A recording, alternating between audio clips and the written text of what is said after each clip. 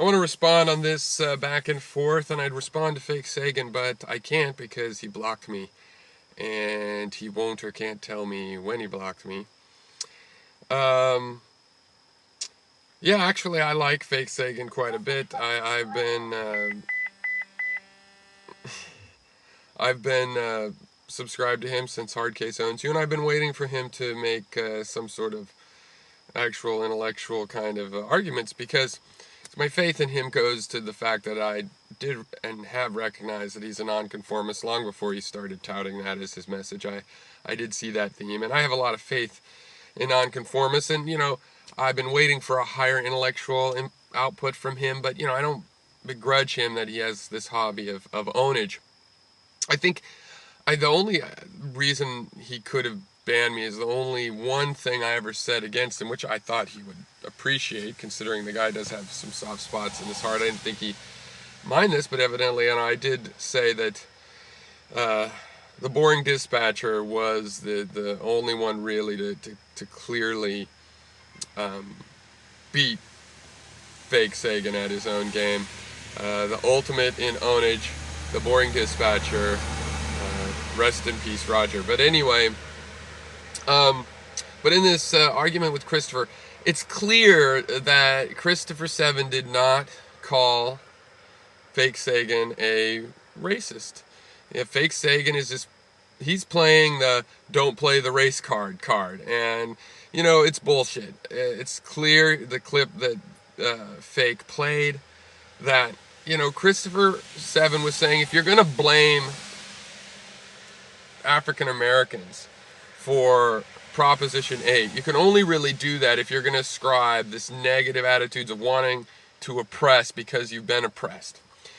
And that's what he said. Those things are linked. It's an obvious technique to say, and you don't think that, right, Fake Sagan? So rethink the other.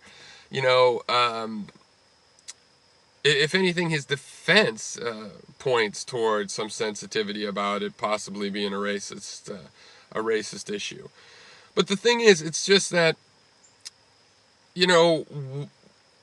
first of all, those statistics are not something we should run too far with, because CNN, it is not a scientific organization, does not reveal where and how they do their sampling.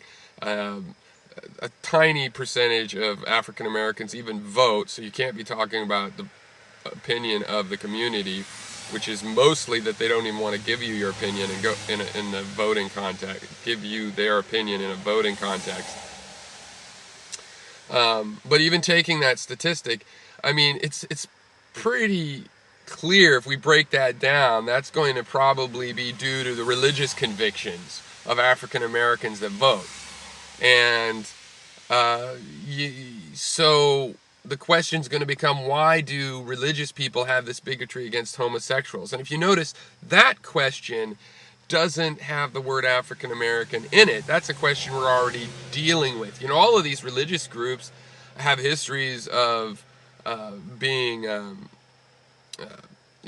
oppressed and persecuted in some part of their history, so they ought to know not to be bigots, for the same reason that we're saying African Americans ought to know this. And that's not quite how bigotries always work, right? So people have these religious convictions that explain but don't forgive their bigotries, and it's the religious convictions. And unless you're saying only black people have religious convictions, it's not really an African American question. And that's what Christopher 7 was saying.